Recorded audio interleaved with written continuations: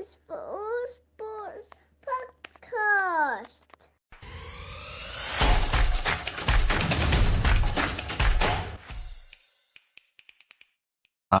Right. Welcome to the All Sports Podcast with me, Matt, and today, Joel. How are you, mate? Hey, Matt. All good, mate. How are you? All good, thank you. And Femi, how are you? All good, mate. Good to be here. Doesn't sound like it. I thought there'd be a bit more energy from you out of the results from Manchester at the weekend. I mean, So my kit tells the whole story. I haven't worn this in a while. Listen, probably their least convincing performance, actually, of the season so far, and it was a win. yeah, Do you want to start? We'll start in honour of you being on the podcast this week. We'll start with Manchester United, shall we? OT. I think, what was it? Same story. Well, let's not start in the Premier League. Should we wheel it back a little bit? What happened? For context, we'll go back to the League Cup a few days earlier. It was actually when we were last recording the podcast. Yeah. We got off the podcast and Man United were 2-0 down against Grimsby. Fourth tier, Grimsby, in the League Cup. And it went to penalties, which Grimsby won 11-10 because Onana couldn't save 11 consecutive penalties. That's pretty poor. We never let that Onana thing slide. But do you know what? For being honest, I think that was a fluke result. You get one of those results where, a lower table team just, putting a Play you. I'm saying it. Yes, they did. For the first half, they did. Second half, we played a lot better. I mean, you can't answer for Onana's mistakes. When your goalkeeper does that, he puts you in a difficult position, to be able to come back. And you need a strong goalkeeper, especially when you play for Man United, the most scrutinized sporting institution in the world. And, someone like Onana he doesn't instill confidence in the team. It's really difficult to be a centre-back playing with a goalkeeper like that, because then you're always panicking. You're not sure what's happening behind you. And we've seen that also with Bayern there as well. So it's like, Man United is struggling with goalkeepers as Did they sign a new one? Yeah, we is it, what's the name? Lamans or? Yeah, I think it's Lemon, I think is the... Jens. I mean, people called him Baby Courtois, so that should be really interesting. He looks decent from some of the tapes I've seen, but Onana looked amazing with some of the tapes I had seen as well, like beforehand. So I think it's just one of those ones where, like, you just get lucky. Like, what were we saying a couple of weeks ago about the quality of goalkeepers in the Premier League? It's shocking. Honestly, it is shocking. Like, you could have named 5 world-class goalkeepers in the Premier League. Putting us on the spot now. Yeah, 5. Was that Yeah. Yeah, I mean, I shouldn't be asked about goalkeepers at the moment. I'm a bit sore about one of the ones that I used to like. Just crazy about that as well. He got emotional in his last game of the season. I know. His last home game? You're literally crying, tears in his eyes, and to come back to the same team as no, he can't be bothered to play. No, there's probably not 5 world-class goalkeepers in the Premier League. I think I agree with that. But there are some good ones. It's a case of they're being asked to play really differently, and that exposes them more, I think, rather than they're so much worse than the goalkeepers who used to be in the Premier League. Like, if Petr Cech had been asked to play out be a from the sweeper? back, in the way that some of the keepers are now, he probably wouldn't be viewed the same way. Well, even shot stopping, like, quite a lot of the goalkeepers in the Premier League are prone to mistakes. Getting beaten in their post, like just letting the ball slip through. Struggling, from set pieces as well. And of course, like, I think that's probably more to do with, how the set piece coaches, play their teams these days. There's a lot more focus that goes into set pieces. So, you could argue, a team like Arsenal, similar to Stoke back in the day, who were quite strong in the set pieces, and these days probably only strong in set pieces. But, that's not here or there. Yeah, I think also, like, the way that players are coached to only take higher percentage chances as well, like the development of data analysis in the game and XG and all that, has definitely changed how players try and take opportunities and which opportunities they try and take. I don't know if there's they've become quite shot averse, haven't they? Yeah, like they're not taking long range efforts anymore, really, and giving goalkeepers opportunities to make nice looking saves, I suppose. So yeah, I think there's a few things that make goalkeepers look a bit different now. Whether it's a quality thing, I'm not sure. I also think with the way that they've been asked to play different roles, it moves the focus away from being a shot stopper. That isn't the focus in training. They're doing a lot more ball in play stuff, and it will affect the rest of your game, what you're being asked to do. It's like when you have a wing back that's shifted in just because they're a defender to cover centre half. That is a very, very different position. You may still be a defender, but it's a very different position and requirement on the role.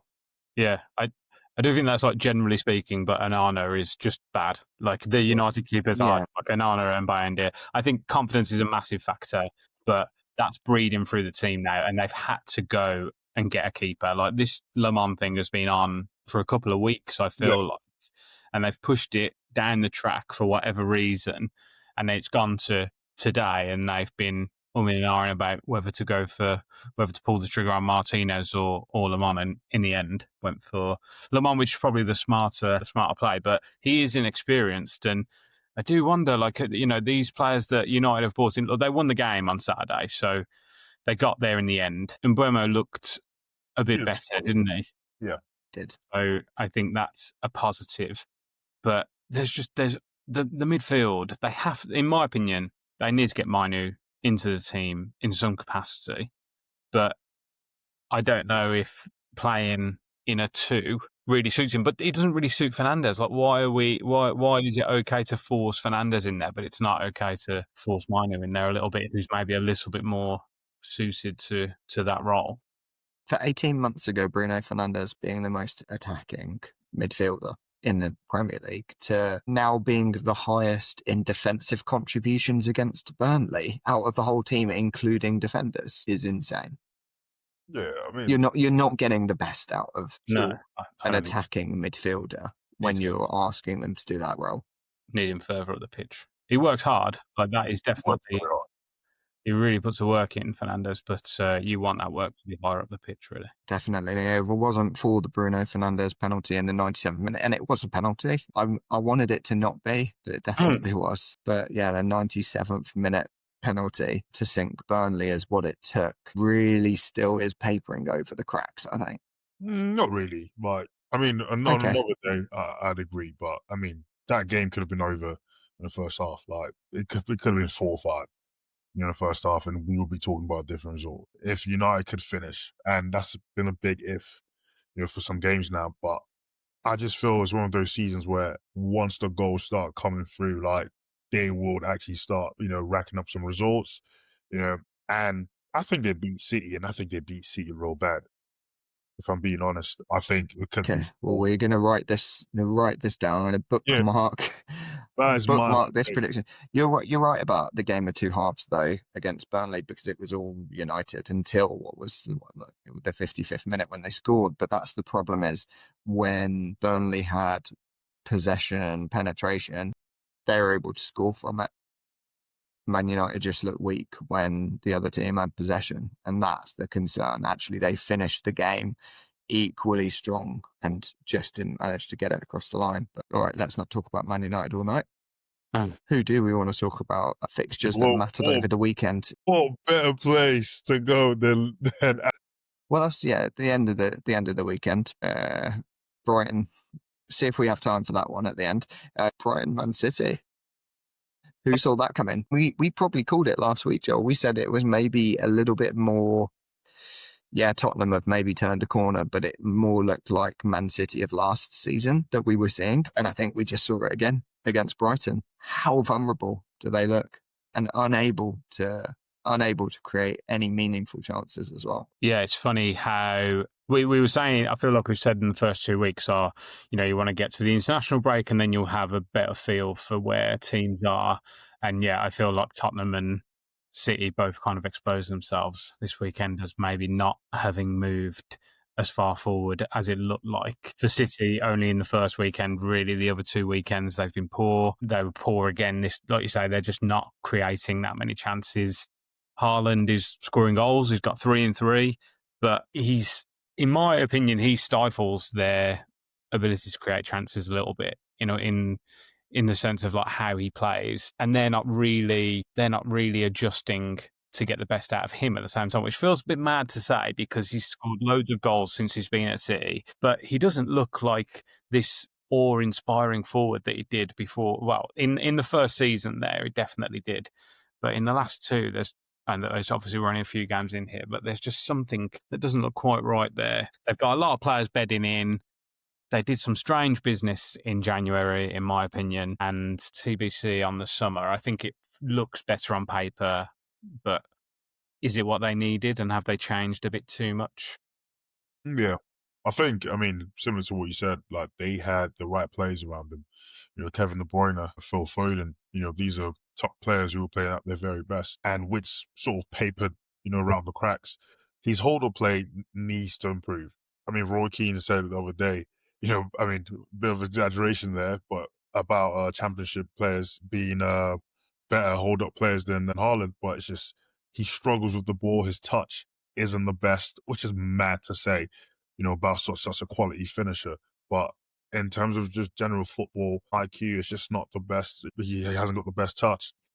He just needs to do so much more and needs to add so much more to his game. But to be fair to Pep as well, I think that City team does not instill fear. It was an opponent like, back gone are the days where De Bruyne and Foden will come to Old Trafford and you're scared about the scoreline.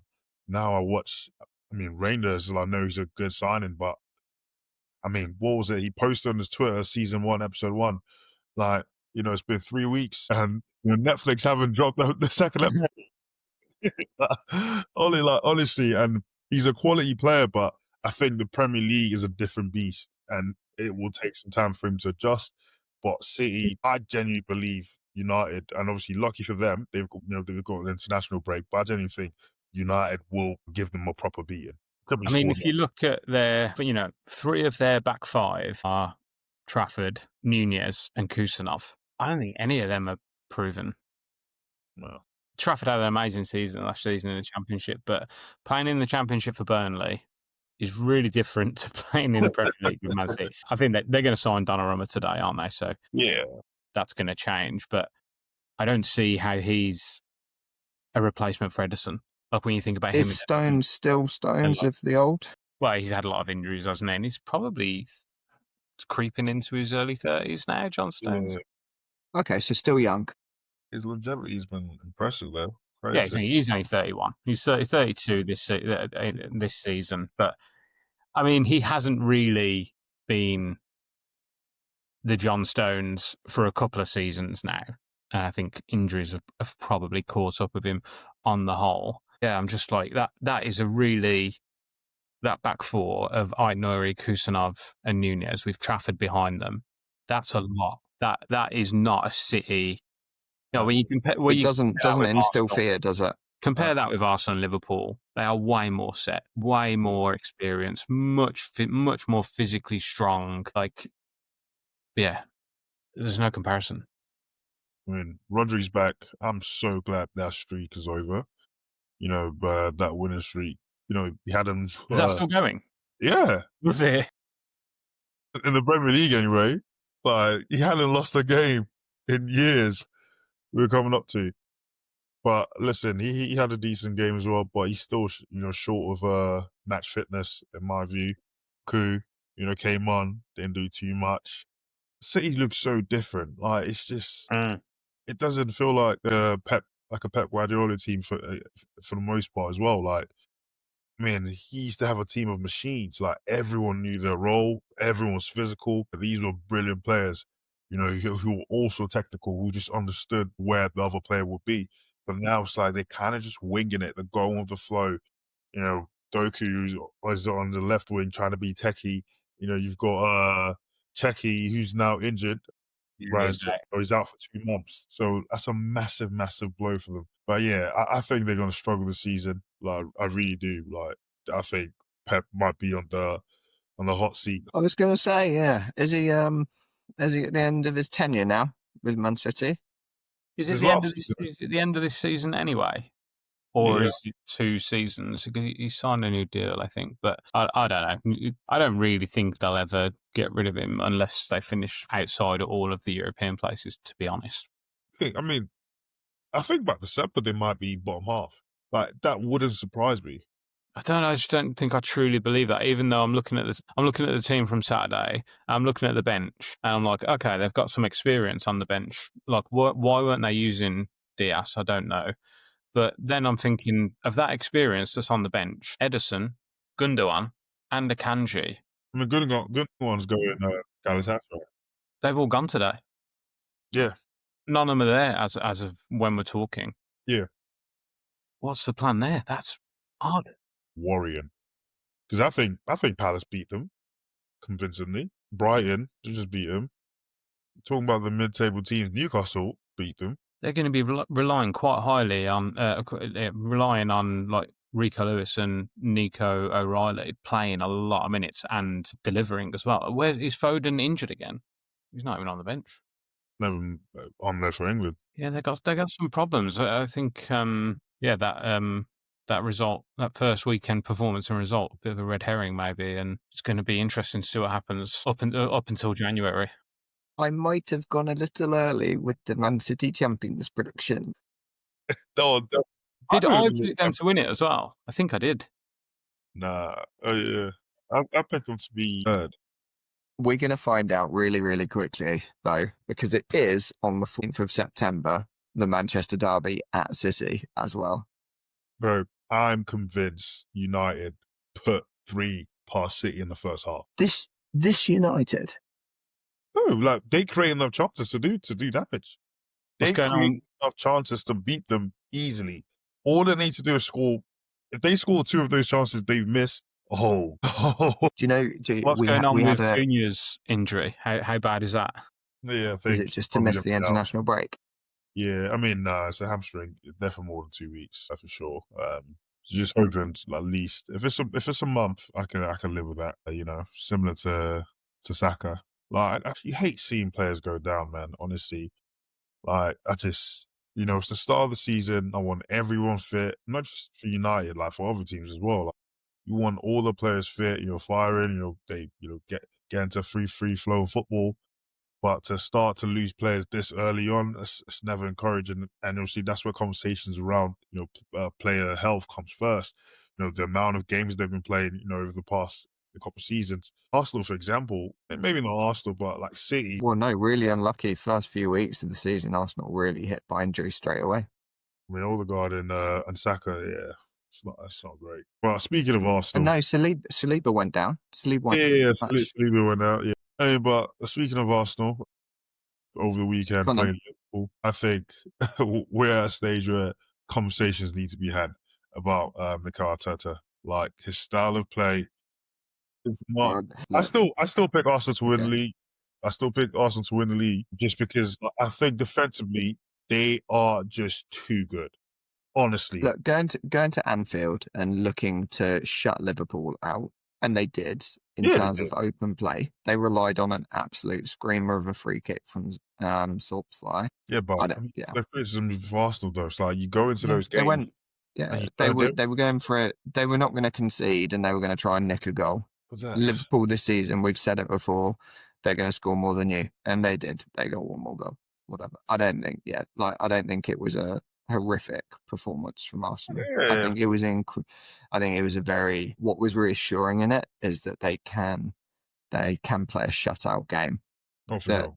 we still know they're incredibly hard to score against. And yeah, with Saka out, it is a massive hit, like it was last season when it happened too.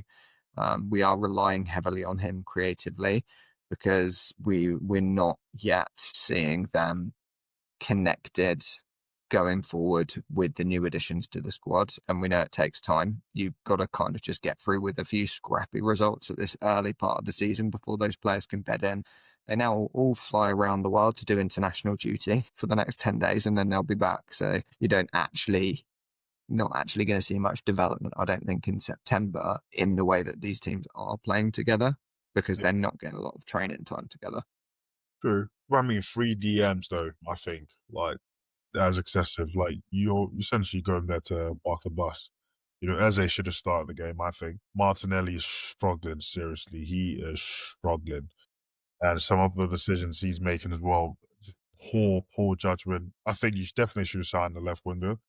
I do like a bit of loyal. I don't mind a bit of loyalty to give Martinelli. Yeah, you bring in new players, but still show your players that you're loyal to them, and they've got the first chance rather than just going straight away with the new signings. I know some teams have had to go all out with new signings straight away. I mean, but Martinez, he's had chances. He was one of the reasons Arsenal struggled last year. Towards the tail end, like he was playing too many games. You're almost relying on him, and he just wasn't giving the end result. And it's a similar start this year. It's like it should be a fresh start for him, but it's almost the same form has continued from last year, and he just needs to do more.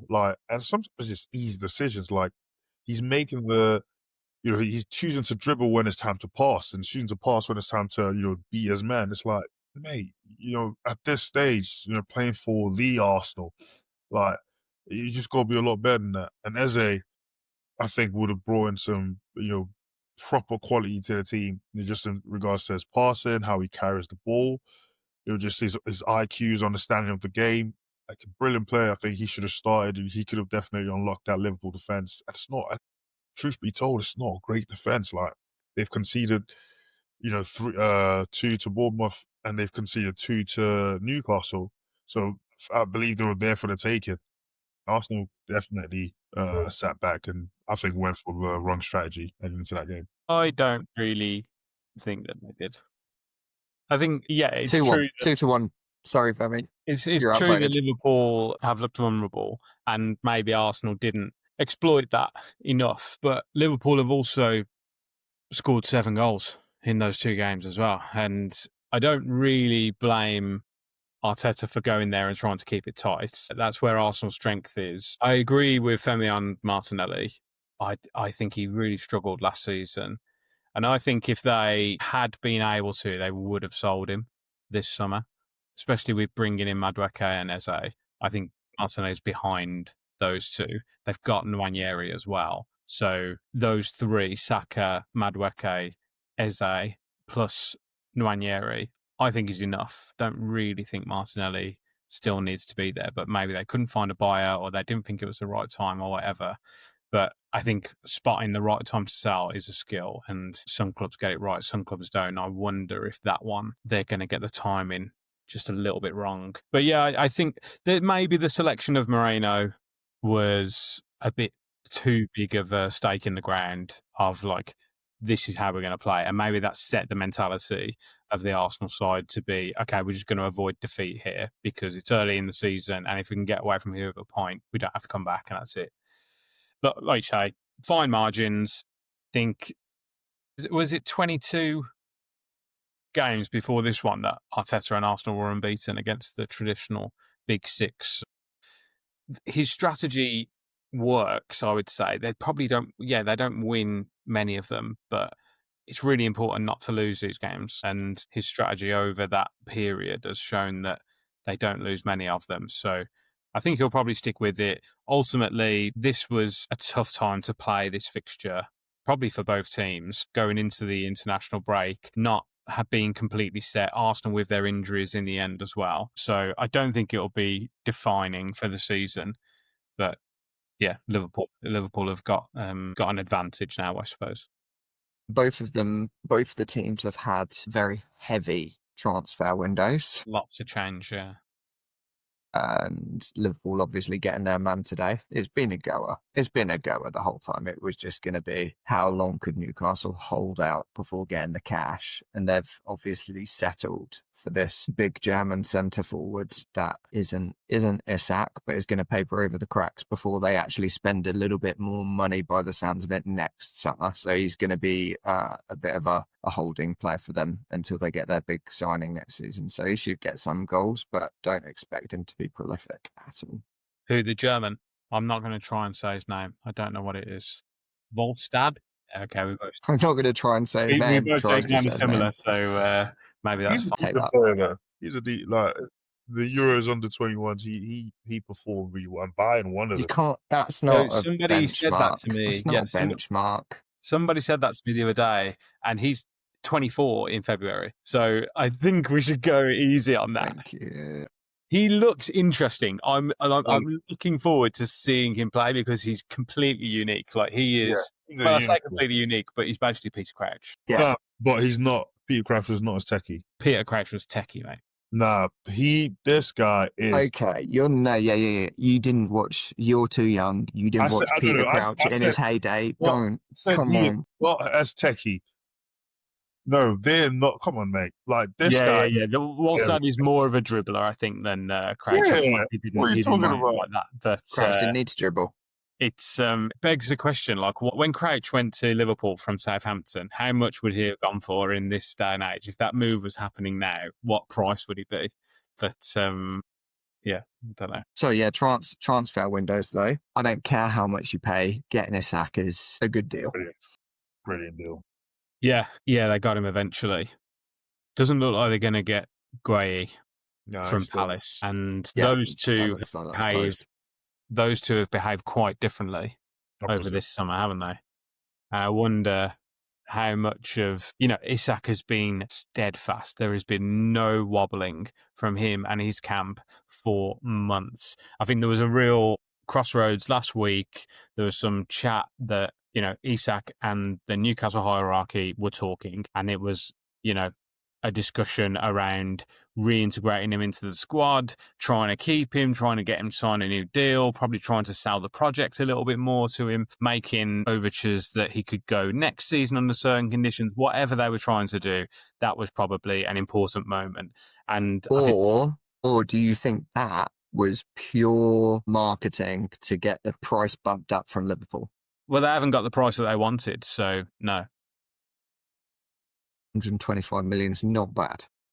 But it was always 150. They were always saying 150 million all summer, and it's Newcastle who have come back to Liverpool on that. So I think after that discussion, where Isak has still been flat, I'm not staying, I'm not playing for you again, find a way to do the deal, because I think the next day or the day after, they agreed a deal really quickly for Wallstad, and then since then, I think it's been pretty obvious that Isak was going to go. As soon as that player comes in at that price point, then Isak can go. And that's how he's got his move. Throwing his toys out the pram, and he's got the move that he wanted. I think we talked about it a bit last week, or maybe the week before. But basically, these players have short careers. Anything could happen between now and next summer. Isak knows that he can get the move now. He knows that Liverpool want him now. And he's just gone hell for leather to get it, because who knows, he could get a nasty injury or not have a great season, or Liverpool could find somebody else, and then he never gets that move. So I do have sympathy for both sides. Like, obviously, it's a difficult situation for Newcastle, and even though you'll get lots of people saying, oh yeah, but now they're able to invest and maybe the unit is stronger, I don't necessarily buy into that. And I think if you lose a player like Isak and you lose that output and just that confidence in somebody playing through the middle who's going to score a goal, there's a lot of adjustment. Arsenal had it when Henry left, when Van Persie left. It crippled us for years afterwards. So who else did we think in the transfer market?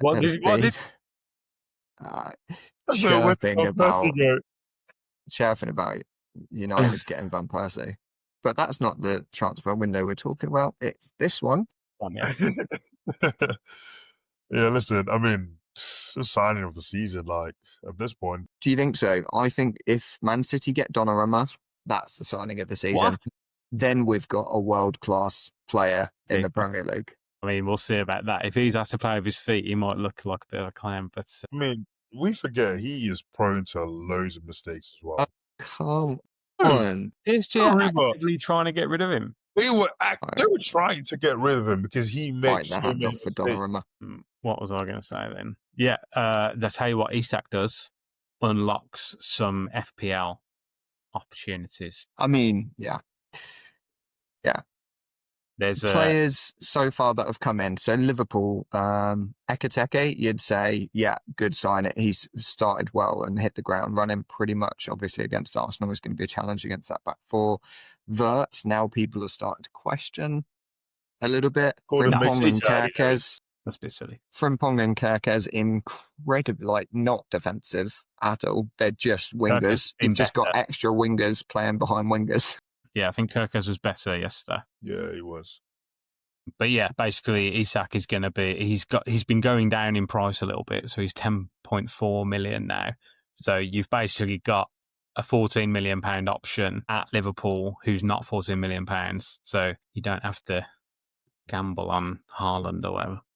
I mean, Salah. Yeah, so you've been off Haaland and say 4 million. Haaland and Salah and get there's some really prolific. Is prolific the word? I don't know, but there's some interesting midfielders at mid-range price points. Like Grealish is getting a lot of assists. He looks back to his best. His stock has gone right up. I saw what David Moyes said. About didn't know he would be this good. Yeah, he was like, the best thing I can say about him is he's better than I thought. They're better than I ever thought he was going to be. I know. Yeah, he's found somewhere where he can play the type of football that he wants to do again, which is good. New stadium, new players in for Everton. They're looking solid at the back, and they've got really decent Premier League, if not international class attackers going forward as well. They're stable again. New stadium as well. Buoyed them. Those three behind the front man, Njai, Dewsbury Hall and Grealish, looks really strong. I don't know if they've got a lot behind those three, so if one of them gets injured. But yeah, we've got to be careful about making sweeping statements after playing against Wolves, as Manchester City have taught us. But yeah, Everton look good, and those three in particular look really good. Who else has been good in the transfer window? We know about United have been solid at the top of the park in terms of their signings. Yeah, well, any question marks? Well, they've gone for this goalkeeper, right? Yeah. And we don't really know a lot about him. So we've got Tottenham, who are trying to let it all work out. They've got Kolo Muani today. Loan deal? Yeah, with no option. I don't like a loan. I don't like a loan deal. I mean, it's 50-50, isn't it? Depends how it goes. Yeah. I mean, Rashford's loan deal in January was particularly fruitful for player and team. Like Villa needed him, and he needed to showcase that he could still do it and get himself the Barca move. Yeah, unlucky Barcelona. Wall pulled over their eyes. Yeah. Did you see his long range effort? I did see his long range pass back to the goalkeeper. Yeah. But yeah, I mean, Xavi Simons. Yes. Very interesting player for Tottenham. Yeah. So have they been hoodwinked by a player playing well in the Euros? Because we've had this with Euros superstars before. Xavi Simons was the most selected player in the Euros for fantasy teams. Okay. Yeah, but I think that was based on his form for Leipzig. I think he was. Well, was he Leipzig that he was like on loan from someone for a while? He's been back on PSG. Yeah. So yeah, he went to PSG. So he's got pedigree, and he's been pretty good at Leipzig. So yeah, I think he'll be a decent signing for them.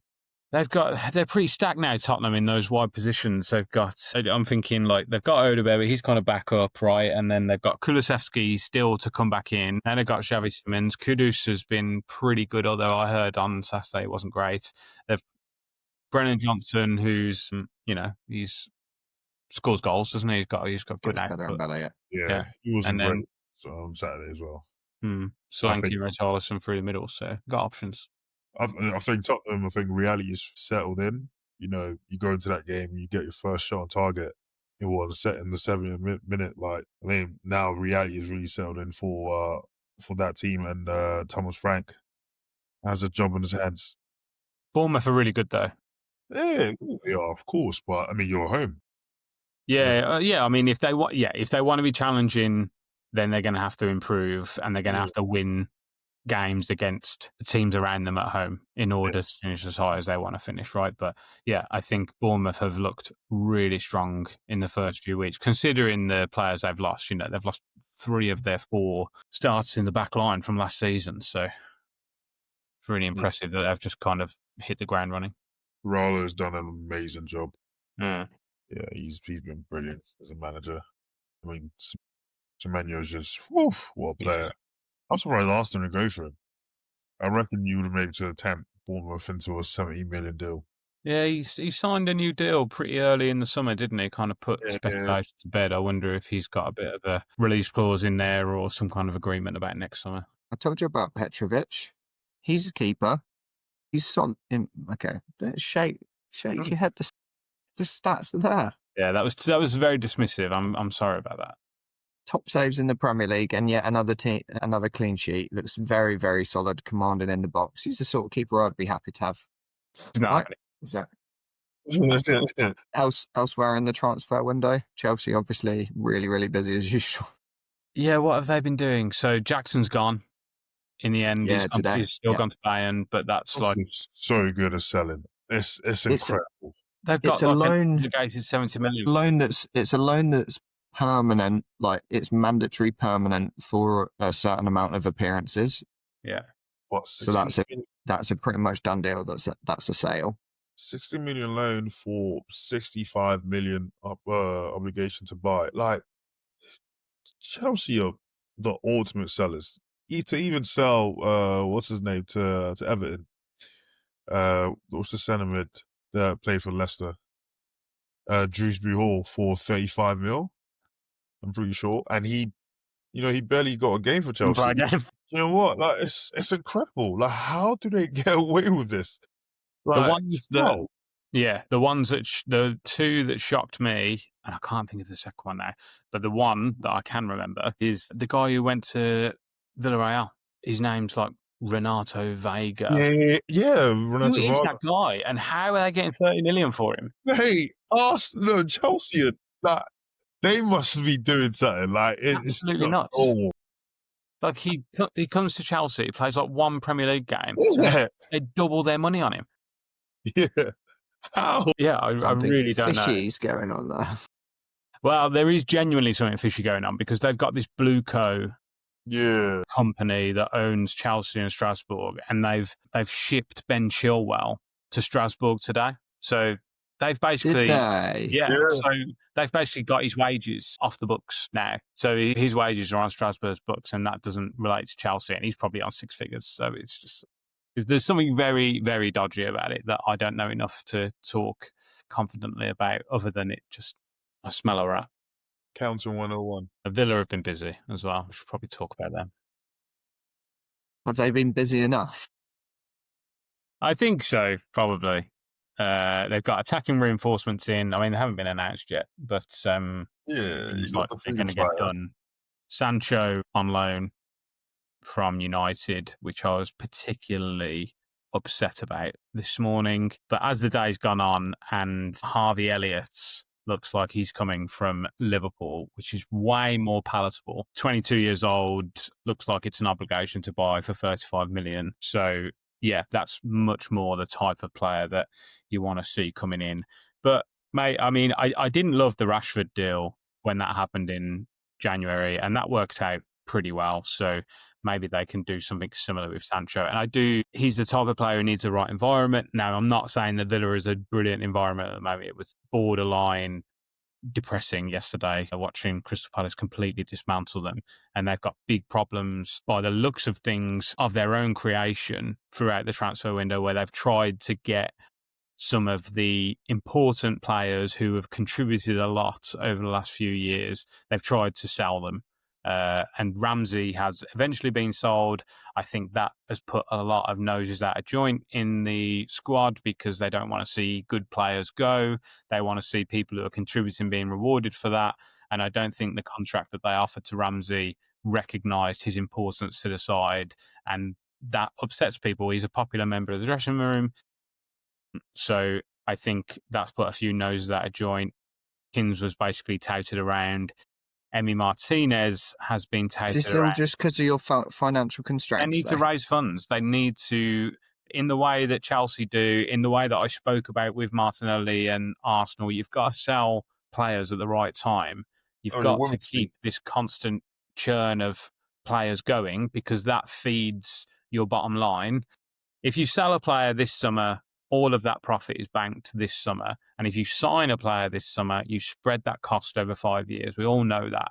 So by banking a decent amount of profit in this window, they would have been able to reinvest. Without that, they can't reinvest in the squad. It needed shaking up. Emi Martinez has not responded well to Villa trying to sell him, and he's pushed it to the last day of the window, basically dead set on leaving. I mean, Villa initiated it. I don't think there's any question about that. Early, probably before the window started, Villa initiated the possibility of Martinez leaving. It didn't materialise, and you would hope that when that happens, the player comes back in and just says, okay, that happened, but I'm still here, so I'm committed. But that hasn't really been the way that it's gone. And yesterday he didn't play, as rumours kind of circulated that Manchester United might rekindle their interest. But that hasn't happened. He's still here.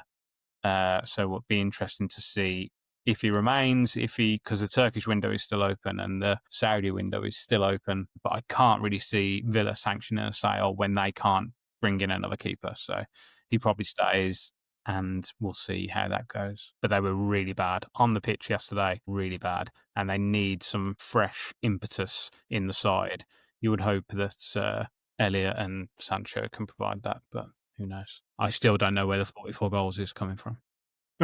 Yeah, well, we said pre-season where are the 44 goals going to come from with 38 games to go. We now got 34 0 for games 3. to go. Well, at least you know Villa well, Joel. So your credentials are solid. Yeah. So there's that. We talk about a different sport. Yeah, we probably should. We did all football last week, don't we? No, we spoke about. No, last week we didn't. Yeah.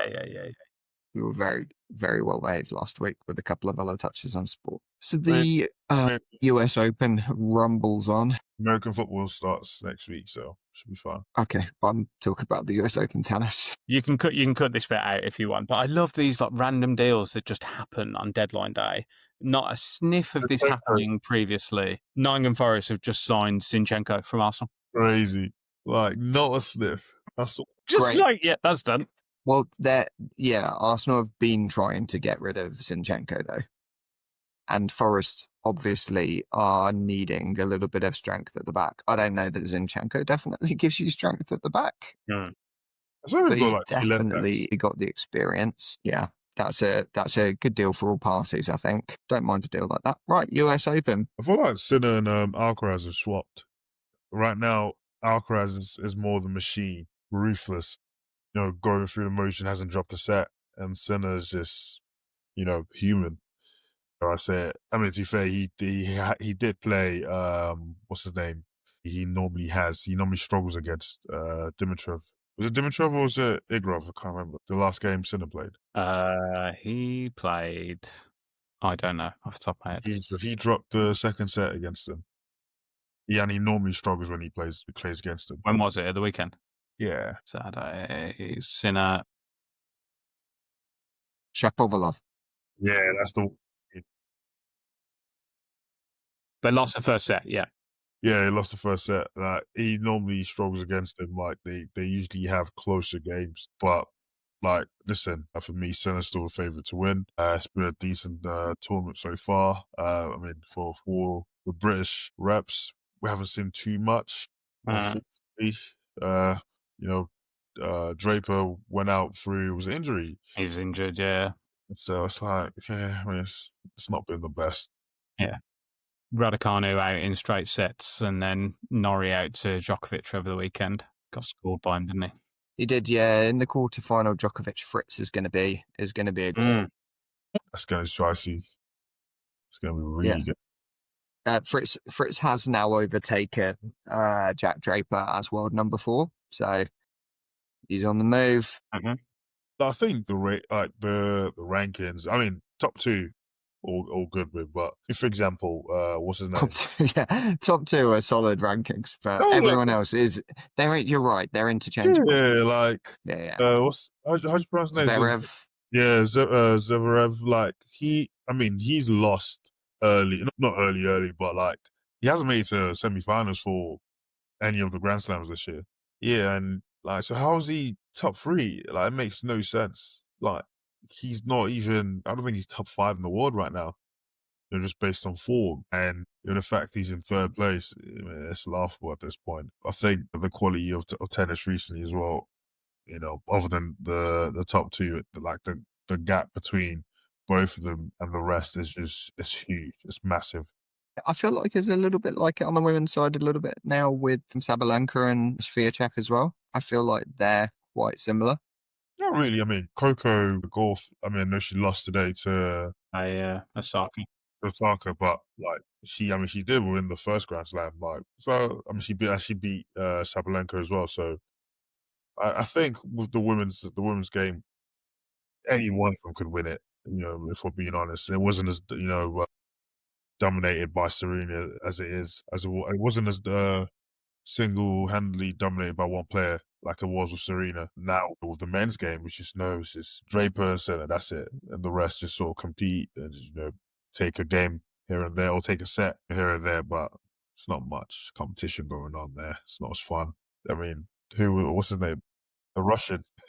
Why do you keep doing this? Who are you talking about? Medvedev. I just have to guess. This is the all sports quiz again. Yeah, exactly.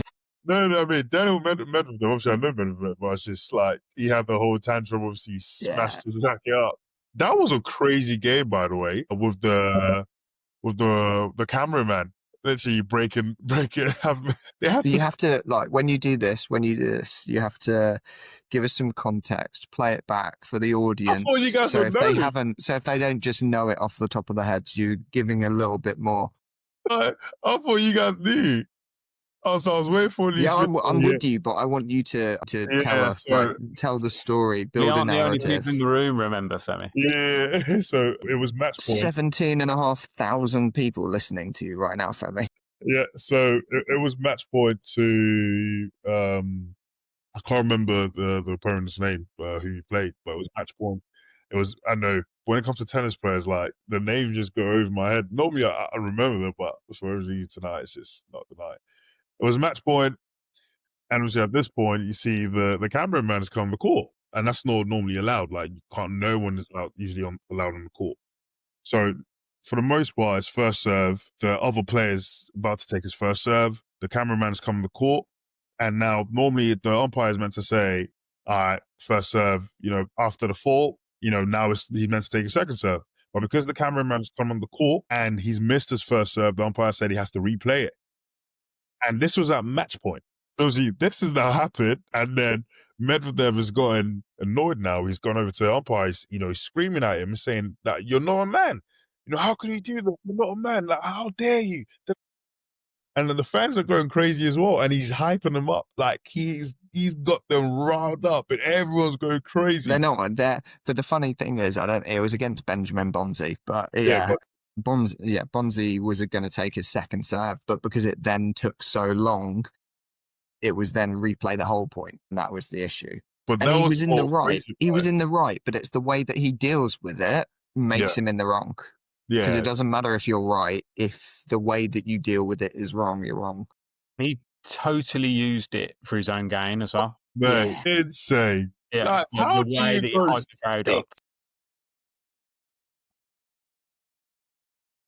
Subsequently, his coach quit, said he doesn't want to work with him. Really? Yeah. I saw that. That's only today, isn't it, that he split from his coach? Wow, that's a surprise.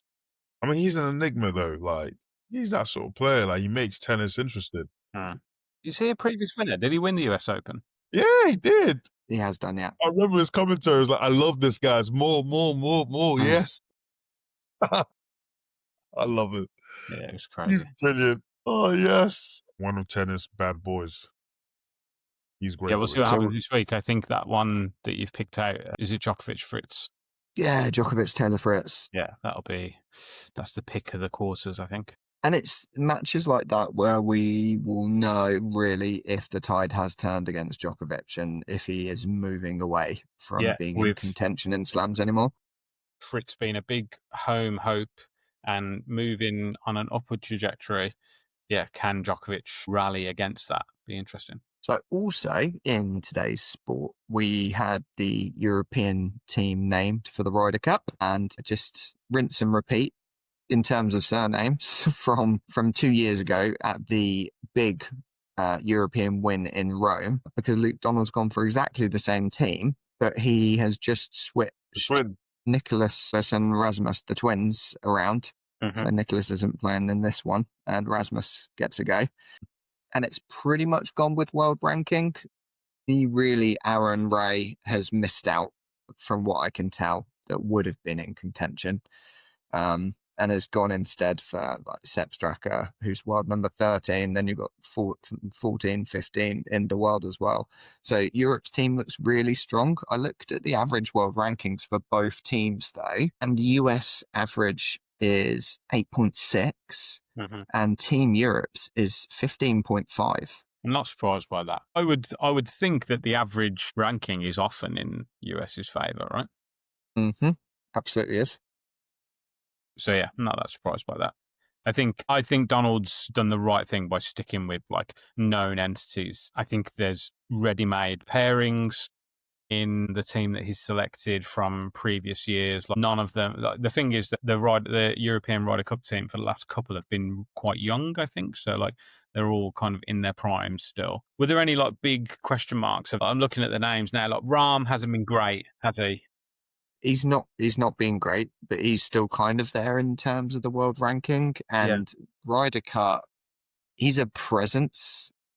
He's a presence at a Ryder Cup.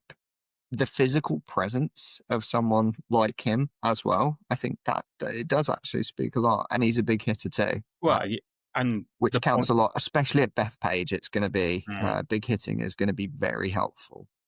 So to only have one rookie in the side and have Ryder Cup experience, especially going away, I think is going to be really important. It's only Rasmus Højgaard who replaces his twin Nikolai. That's the rookie for Europe. Whereas in Team USA, you've got a third of their team are rookies: JJ Spawn, Russell Henley, Ben Griffin, Cam Young.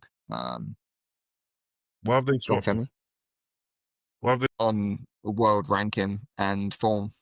Or maybe there's some kind of agreement. You get to do one, and then you get to do the other. Hey, and maybe it actually is Nikolai that's playing.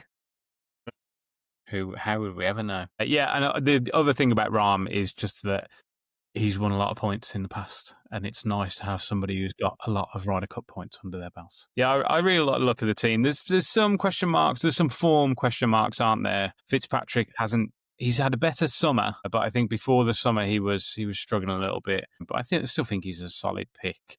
I feel like I haven't seen Hovland at the top of leaderboards as often. No, yeah, he's not had a strong season. So I think there's a 17-month qualification for the automatic picks.